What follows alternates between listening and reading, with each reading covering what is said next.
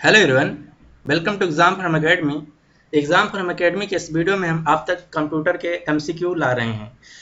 Computer के MCQ जो है ये इसमें मैंने 50 क्वेश्चन कवर कर रखे हैं। 50 क्वेश्चन नेक्स्ट वीडियो में पार्ट 2 में लाएंगे। आप एग्जाम कोई भी देने जा रहे हो, कंप्यूटर के क्वेश्चन हर एग्जाम में ऑलमोस्ट सेम रहते हैं, तो आप कहीं से पढ़िए। कंप्यूटर में कोई वो नहीं है कि मैं इस एग्जाम के लिए यहाँ से पढ़ूंगा, उस एग्जाम के लिए वहाँ से पढ़ूंगा। और ये क्वेश्चन जो मैंने कवर कर किए हैं वो बार बार रिपीटेड जो क्वेश्चन है किसी न किसी एग्जाम के प्रीवियस पेपर से लिया है। चलिए देखते हैं आज का पहला क्वेश्चन क्या है। हमारे द्वारा आमतौर पर इस्तेमाल किए जाने वाले कंप्यूटर कीबोर्ड का कौन सा रूप है? हमारे द्वारा आमतौर पर इस्तेमाल किए जाने वाले कंप्यूटर कीबोर्ड का कौन सा रूप है? क्वार्टी या WIS विंग या एजर्टी? तो आमतौर पर जो कंप्यूटर का कीबोर्ड यूज किया जाता है वो क्वार्टी, QWERTY। आप देखिएगा कंप्यूटर का जो अल्फ़ाबेटिकल सीरीज होता है उसका जो पहला सीरीज होता है उसमें QWERTY सीरीज से दिए होते हैं, इसीलिए इसको क्वार्टी कीबोर्ड कहते हैं। अगला क्वेश्चन है, बैंकों द्वारा चेक संबंधित जो यंत्र उपकरण यूज किया जाता है वो कौन सा है? OCR है या MICR है या लाइट पेन है या बारकोड रीडर है?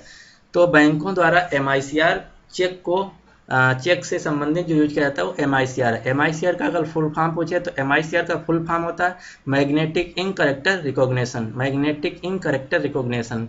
अगला क्वेश्चन है, 4 बिट्स के संयोजन को दर्शाने के लिए किसका इस्तेमाल किया जाता है? बिट्स का या निबल का या बाइट का या डिजिट का?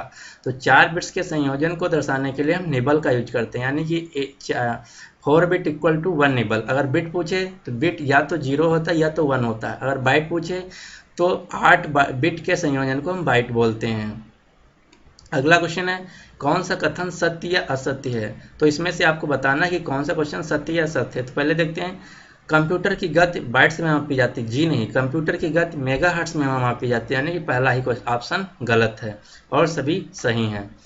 अगला क्वेश्चन है, उन इलेक्ट्रॉनिक सर्किट से बना होता है। क्या उन इलेक्ट्रॉनिक सर्किट से बना होता है जो गणितीय तथा लॉजिक ऑपरेशन को निष्पादित करने में सक्षम बनाते हैं?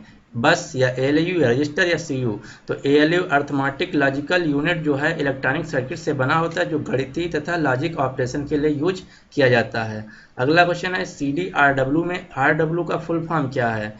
पुनर्लेखन योग्य, रीराइटेबल या लाल और सफेद रेड एंड व्हाइट? पुनः कार्य योग्य, रीवर्केबल या पाठन और लेखन रीड एंड राइट? तो CDRW में RW का जो फुल फॉर्म होता है वो होता है रीराइटेबल। अगला क्वेश्चन है, क्वेश्चन नंबर 7, कौन सा कॉम्पैक्ट डिस्क यानी कि CD के समान दिखाई देता है लेकिन उसकी जो स्टोरेज क्षमता होती है वो CD से बहुत ज़्यादा होता है? फ्लैश ड्राइव या एक्सटर्नल हार्ड डिस्क या DVD या पेन ड्राइव? तो ऑप्शन उत्तर हो जाएगा हमारा DVD, डिजिटल वर्सेटाइल डिस्क, जो CD के समान दिखता है परंतु उसका जो स्टोरेज क्षमता होता है CD से कहीं ज़्यादा होता है। अगला क्वेश्चन 8, निम्न से कौन सा कथन सही है? आपके लिए 4 दे रखे कथन 1, कथन 2, कथन 3, कथन 4। इसमें बताना है कि आपको कौन सा सही है। नन इम्पैक्ट प्रिंटर की अपेक्षा तीव्र होते हैं, बिल्कुल सही है कि नन इम्पैक्ट जो प्रिंटर होते हैं इम्पैक्ट प्रिंटर की अपेक्षा में तीव्र होते हैं। अगला क्वेश्चन है, प्लॉटर का इस्तेमाल आमतौर पर कंप्यूटर वर्धित डिजाइन CAD में किया जाता है? बिल्कुल सही, प्लॉटर का जो इस्तेमाल है हाई लेवल की जो बड़े बोर्ड या ग्राफिक्स को डिजाइन के प्रिंट आउट को निकालने के लिए किया जाता है। अगला क्वेश्चन है, CDR पुनर्लेखन योग्य? CDR है गलत, हमने भी देखा था कि पुनर्लेखन के लिए हम CDRW यानी कि CD रीराइटेबल का यूज करते हैं। अगला है, DPI जितना अधिक होगा प्रिंटर की गुणवत्ता उतनी बेहतर होगी? बिल्कुल सही, डॉट्स पर इंच जितना ज़्यादा होगा प्रिंटर की क्वालिटी उतना अच्छी होगी, यानी कि ऑप्शन कौन सा सही हो जाएगा? B, पहला, दूसरा और चौथा सही है। अगला क्वेश्चन नंबर 8, इसमें सूची 1 सूची 2 दे रखा है, लिस्ट 1 लिस्ट 2 दे रखा है। आपको सही मैच करना है कि लिस्ट 1 में से लिस्ट 2 में कौन सही मैच है। पहला है मॉनिटर क्या है? विजुअल डिस्प्ले यूनिट है। फिर है लेज़र प्रिंटर क्या है? नन इम्पैक्ट प्रिंटर है। फिर है तीसरा इम्पैक्ट प्रिंटर क्या है? इम्पैक्ट प्रिंटर नॉइस में होते हैं, नॉइस में करते हैं। फिर चौथा है स्पीकर का क्या काम है? ध्वनि और आवाज़ निकालता है, यानी कि स्पीकर क्या करता है? ध्वनि को आवाज। फिर तो इसमें कौन सा है? लिस्ट 1 लिस्ट 2 में कौन सा सही हो जाएगा? ऑप्शन नंबर A सही है। 1 का D से, 2 का A से, 3rd का B से, 4th का C से। अगला क्वेश्चन है क्वेश्चन नंबर 10, इसमें भी सूची 1 सूची 2 दे रखा है, यानी कि लिस्ट 1 से लिस्ट 2 को मैच करना है। Plotter, scanner, flash drive, CPU, इधर देख कर रखा input device, memory device, computer का मस्तिष्क यानी कि जिसको कंट्रोल यूनिट सीयू बोलते हैं, उसके बाद सीपीयू बोलते हैं, उसके बाद आउटपुट डिवाइस। आपको लिस्ट ए में से लिस्ट बी को मैच करना है, तो आप देख लीजिए आंसर होगा इसका डी। अगला क्वेश्चन है क्वेश्चन नंबर 11, कौन सा ओपन सोर्स ऑपरेटिंग सिस्टम है? कौन सा ओपन सोर्स ऑपरेटिंग सिस्टम है? MS DOS, MS Windows, Mac OS X या लिनक्स? तो आप ओपन सोर्स ऑपरेटिंग सिस्टम जो है वो लिनक्स है। क्वेश्चन नंबर 12, आवेदन या पत्र या निमंत्रण कार्ड को तैयार करने के लिए कौन सा उपयोग सॉफ्टवेयर उपयोग किया जाता है? MS पावरपॉइंट या MS एक्सेल या नोटपैड या MS वर्ड? तो आवेदन पत्र या निमंत्रण को कार्ड को तैयार करने के लिए हम जो सॉफ्टवेयर यूज करते हैं वो सॉफ्टवेयर है MS वर्ड। अगला क्वेश्चन है कि डॉट डॉट एक स्प्रेड शीट है जिसका इस्तेमाल सामान्यतः लेखन के उद्देश्य में किया जाता है। MS एक्सेल है या MS वर्ड है या MS एक्सेल है या MS पावरपॉइंट? तो MS एक्सेल का एक स्प्रेड शीट है जिसका इस्तेमाल सामान्यतः लेखन के उद्देश्य में किया जाता है। सॉरी, ये क्वेश्चन गलत हो गया है, गलत, ये नहीं, ये सॉरी, इसका आंसर हो जाएगा MS वर्ड। MS वर्ड एक स्प्रेड शीट है जिसका इस्तेमाल सामान्यतः लेखन के उद्देश्य में किया जाता है। सॉरी, ये क्वेश्चन आंसर गलत हो गया, इसका आंसर सही आंसर होगा आंसर बी। MS वर्ड एक स्प्रेड शीट है जिसका इस्तेमाल सामान्यतः लेखन के उद्देश्य में किया जाता है। आप इसको करेक्ट कर लीजिए। अगला क्वेश्चन है, रवि एक सेल्समैन है जो ग्राहकों के समूह को उत्पाद की मूल विशेषताओं के बारे में बताना चाहता है। रवि के लिए कौन सा सॉफ्टवेयर सबसे अच्छा होगा या फायदेमंद होगा? यानी कि रवि एक सेल्समैन है, वो किसी चीज सामान को बेचता है और अपने ग्राहकों को उसके प्रोडक्ट की क्वालिटी या विशेषता को बताना चाहता है कि कैसा क्वालिटी है, कैसे इस्तेमाल करेंगे, कैसा प्राइस। तो किस सॉफ्टवेयर का वो यूज करेगा? MS वर्ड का या MS विजियो का या MS पावरपॉइंट का, MS एक्सेल का? तो रवि अगर ऐसा कुछ दिखाना चाह रहा है तो वो MS पावरपॉइंट का यूज करेगा। अगला क्वेश्चन है, फाइल या अन्य फोल्डर स्टोर करने के लिए हम क्या यूज करते हैं? फोल्डर या फाइल या दस्तावेज या स्लाइड? तो किसी फाइल को स्टोर कहाँ करते हैं? फोल्डर के अंतर्गत। ऑप्शन ए आंसर हो जाएगा इसका। अगला क्वेश्चन है, किसका इस्तेमाल लाइब्रेरी और फोल्डर में से नेविगेट करने अर्थात अंतर वस्तु का विवरण देखने और विशिष्ट दस्तावेजों के लिए प्रमुख शब्दों पर आधारित खोज करने के लिए किया जाता है? दस्तावेज विंडो, डॉक्यूमेंट विंडो या डेस्कटॉप को या कार्यपट्टी यानी टास्क बार को या विंडोज एक्सप्लोरर को? तो किसी भी चीज़ को लाइब्रेरी या फोल्डर में से नेविगेट यानी कि देखने के लिए हम सर्च के लिए जो इस्तेमाल करते हैं वो है विंडोज एक्सप्लोरर। अगला क्वेश्चन नंबर 17, MS वर्ड दस्तावेज में पंक्तियों के बीच की डिफ़ॉल्ट दूरी कितनी होती है? MS वर्ड में दस्तावेज में पंक्तियों के बीच की डिफ़ॉल्ट दूरी कितनी होती है? सिंगल लाइन या डबल लाइन या 1.5 लाइन या 1.15 लाइन? तो MS वर्ड में डिफ़ॉल्ट दूरी होती है सिंगल लाइन। अगला क्वेश्चन है, कोष्टक A1 और कोष्टक B2 की अंतर्गत को क्रमशः 14 और 7 मानते हुए MS एक्सेल एक्सप्रेशन समीकरण A1 माइनस B2 इंटू 2 का मान बताइए। तो जो MS एक्सेल होता है उसमें जो कॉलम होता है, कॉलम को हम रिप्रेजेंट करते हैं अल्फ़ाबेटिकल ABCD से, और जो रो होता है उसको 1 2 3 से यूज करते हैं। यानी कि A1 अगर दे रखा है तो फर्स्ट कॉलम और 1 यानी कि फर्स्ट रो, B2 दे रखा है यानी कि सेकंड कॉलम सेकंड रो। अब उसमें अगर कोई वैल्यू दे रखा है तो उसका यहाँ से ये फार्मूला दे रखा है, आप उससे निकाल सकते हैं कि A1 की वैल्यू क्या है, उसमें से B2 को घटाना है, फिर B2 को डिवाइड करना, B2 से डिवाइड करना है और गुणे 2 से भी डिवाइड करना, तो अब ये आंसर आ जाएगा। अगला क्वेश्चन है क्वेश्चन नंबर 19, निम्न में से कौन सा कथन सही है? इंटरनेट एक्सप्लोरर एक वेब ब्राउजर है, यानी कि वेब ब्राउजर यानी कि खोज इंजन है, बिल्कुल सही है। इंटरनेट एक्सप्लोरर का इस्तेमाल वेब सर्फिंग के लिए किया जाता है, ये गलत है। फिर है, इंटरनेट एक्सप्लोरर को पूर्व में माइक्रोसॉफ्ट इंटरनेट एक्सप्लोरर के रूप में जाना जाता था, बिल्कुल सही है। फायरफॉक्स एक वेब ब्राउजर है, ये भी सही है, यानी कि क्वेश्चन आंसर नंबर ए हो जाएगा। 19 का आंसर ए सही है। अगला क्वेश्चन 20, इसमें लिस्ट 1 लिस्ट 2 दे रखा। लिस्ट 1 में internet, mail merge, spreadsheet, email. List 2 में MS Word, MS Excel, email सेवा, वैन। आपको 1 से 2 में सही करना, आप कर लीजिए। सही में जो होगा आंसर होगा इसका आंसर सी। अगला क्वेश्चन है क्वेश्चन नंबर 21, कौन सा एक प्रोग्राम है जो खुद को किसी दूसरे प्रोग्राम के साथ अटैच करके कंप्यूटर सिस्टम में प्रवेश करता है और फिर खुद को कंप्यूटर सिस्टम में फैला देता है? हार्डवेयर या सॉफ्टवेयर या वायरस सिस्टम सॉफ्टवेयर? तो ऐसा कौन कर सकता है? सिर्फ वायरस ही कर सकता है। अगर पूछे वायरस का फुल फॉर्म क्या होता है, तो वायरस का फुल फॉर्म होता है whittle information resource under seize. Whittle information resource under seize. अगला क्वेश्चन है, कौन सा एंटीवायरस सिस्टम नहीं है? ये 4 ऑप्शन दे रखे हैं, आपको बताना है इसमें से कौन सा एंटीवायरस नहीं है। स्टर्नलेक्स, नॉर्टन या मैकपी या कोई खेल? तो ऑप्शन ए एंटीवायरस सिस्टम नहीं है और सभी एंटीवायरस सॉफ्टवेयर हैं। अगला क्वेश्चन है, मल्टीमीडिया के संबंध में जेपीईजी का क्या अर्थ है? तो जेपीईजी का फुल फॉर्म होता है ज्वाइंट फोटोग्राफिक एक्सपर्ट ग्रुप। तो ऑप्शन डी सही हो जाएगा। अगला क्वेश्चन है, ओपेरा किसका उदाहरण है? वेब ब्राउजर का या एंटीवायरस का या मल्टीमीडिया टूल का या स्पाईवेयर का?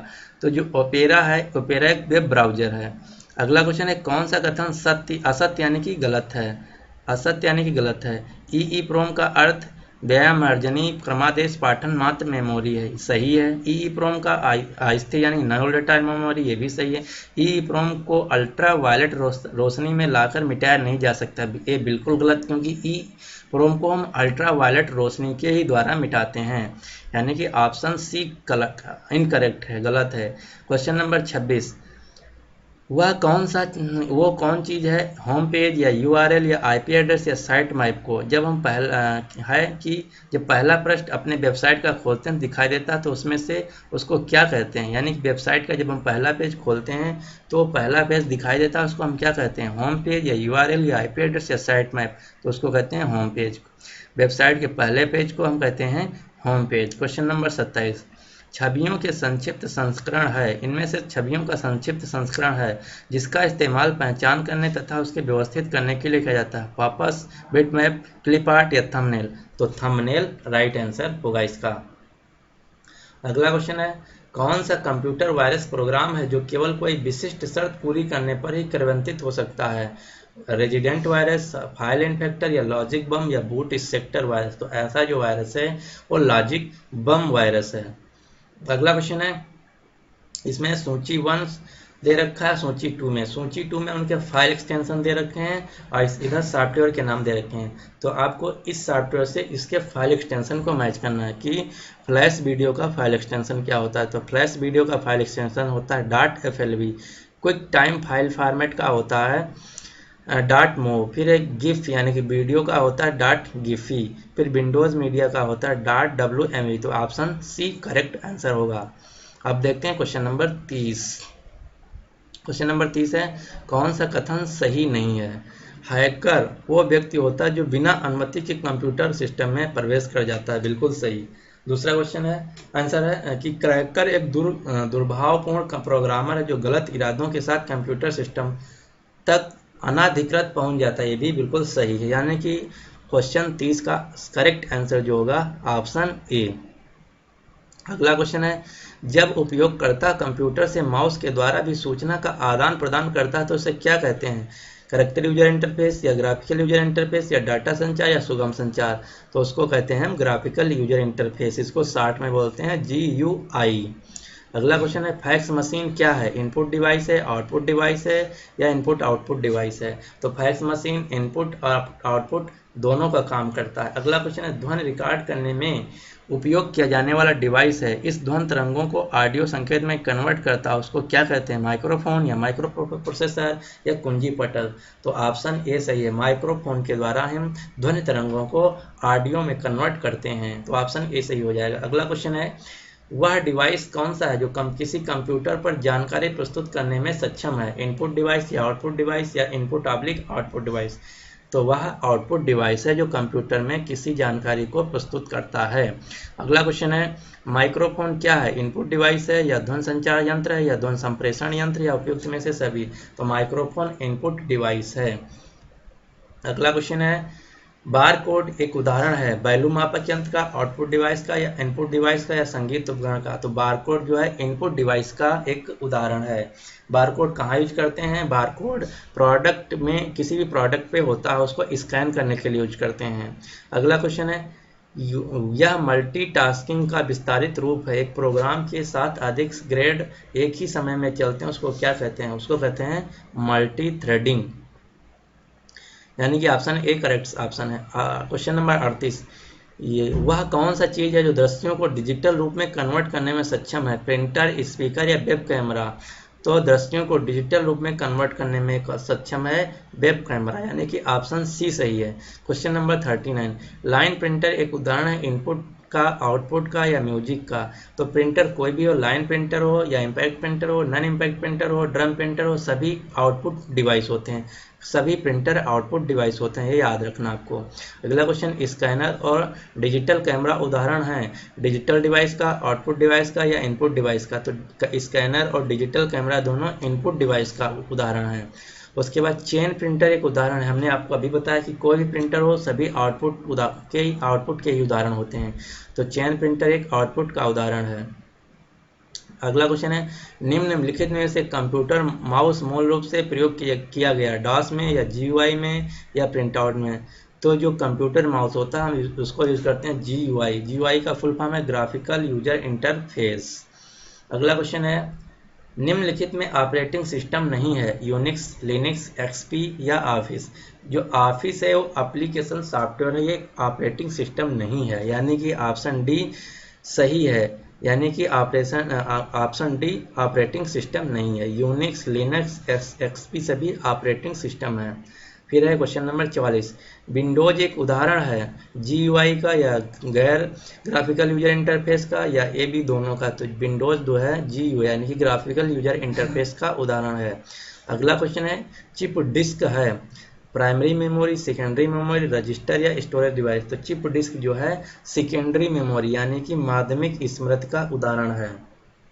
अगला क्वेश्चन, क्वेश्चन नंबर 46, इनमें से कौन सी भंडार यानी कि स्टोरेज करती है अधिक डाटा?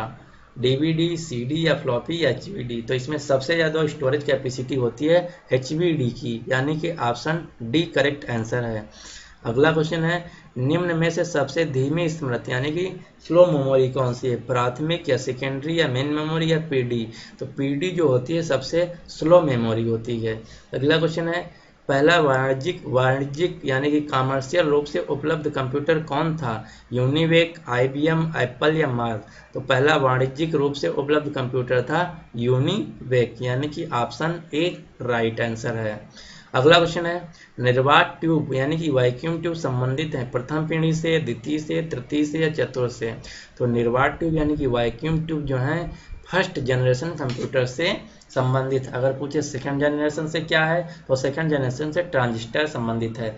थर्ड से पूछे तो थर्ड से इंटीग्रेटेड चिप, फोर्थ से माइक्रो प्रोसेसर संबंधित हैं। अगला क्वेश्चन है, कीबोर्ड का प्रयोग हुआ था प्रथम पीढ़ी में, द्वितीय पीढ़ी में, तृतीय पीढ़ी में? तो कीबोर्ड का जो प्रयोग हुआ तृतीय पीढ़ी जनरेशन में, थर्ड कंप्यूटर जनरेशन में हुआ।